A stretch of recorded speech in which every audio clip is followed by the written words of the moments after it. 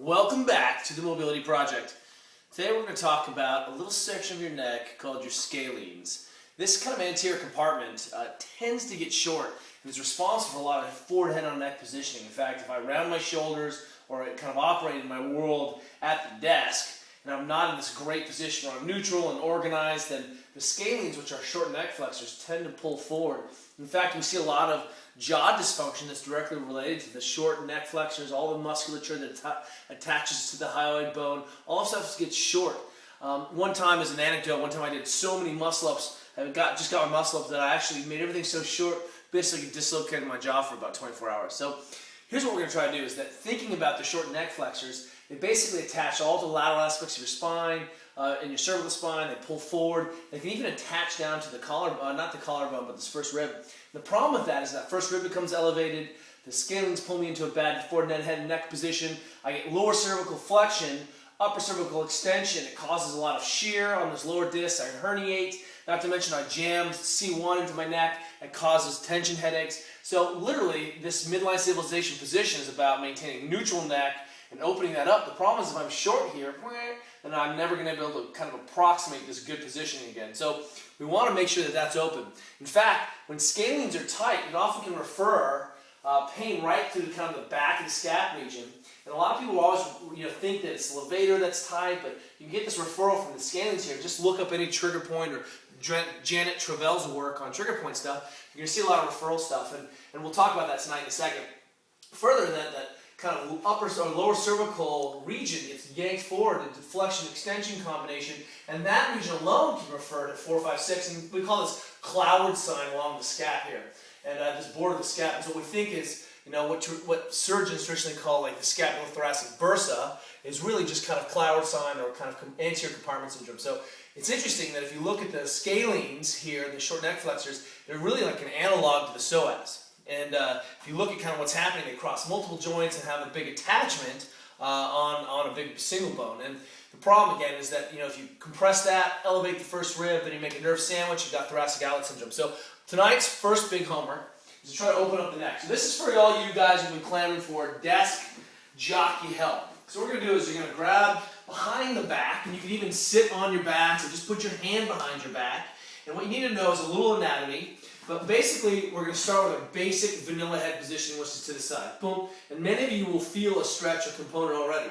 Again, if we can tie the neck into the shoulder, that's better. And that's why I wound up my shoulder into a kind of a good internally rotated position. Head to the side, and then I look up. And many of you will already get a stretch in this position, which lengthens those scalenes. What I'm interested in is creating a tack through here, and then adding a little bit of a stretch. So tack on top, and I'm right on top of the clavicle here, right on top of the collarbone, and then I'm going to just kind of tilt my head to the side and look up. There's not any wrong position. Anything that tensions underneath your hand is fine.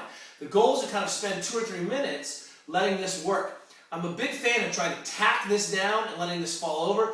Don't go ahead and reef on your neck necessarily. That's going to close those joints down. So create a little tension in there and pull across, open up, and then you're going to see that there's probably some tight bits. In fact, if you're so short in here that you're having neck problems or TMJD, temporomandibular joint dysfunction, you can even just kind of palpate during the course of the day and open up those scalenes. So the bottom of the scalene then is the first rib bone, which we know affects overhead shoulder positioning and even internal rotation positioning. In fact, I've been toying with my practice. We've done this kind of first rib bone where we jam something down into the corner. We hit that first rib, which is deep in the neck here, anchor that thing in, hang out, take a big breath.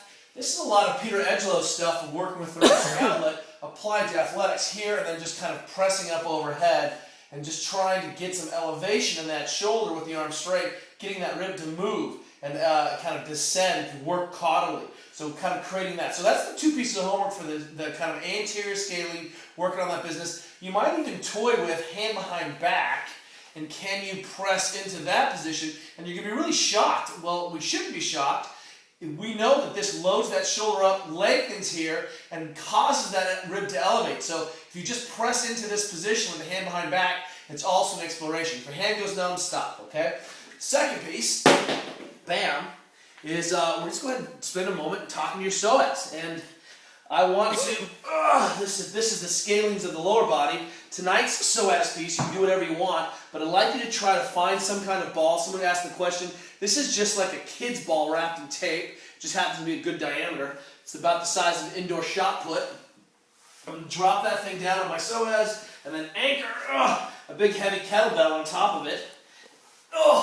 And then see if I can gut myself. And you're going to notice that I'm going to internally and externally rotate my leg. I'm trying to go after some movement here. And if it's pulsing, it's your aorta, so get off it. But you'll notice that when you hit something that doesn't have to be a problem, you can basically completely relax and there's no pain. When you hit something that is tight, so you'll do crazy horse eye, get rid of the crazy horse eye, relax, don't tie your neck flexors into your pain, but try to get some movement through that leg, all right? So let's try to cultivate 3 or 4 minutes there. Finally, CrossFit Oakland has just finished this 30-day mobility challenge. Cheryl has won. She's crushed everyone with her awesomeness. Congratulations, Cheryl. CrossFit Oakland, our sister CrossFit to San Francisco CrossFit. Love you guys. You're the bomb diggities. We'll talk to you guys tomorrow.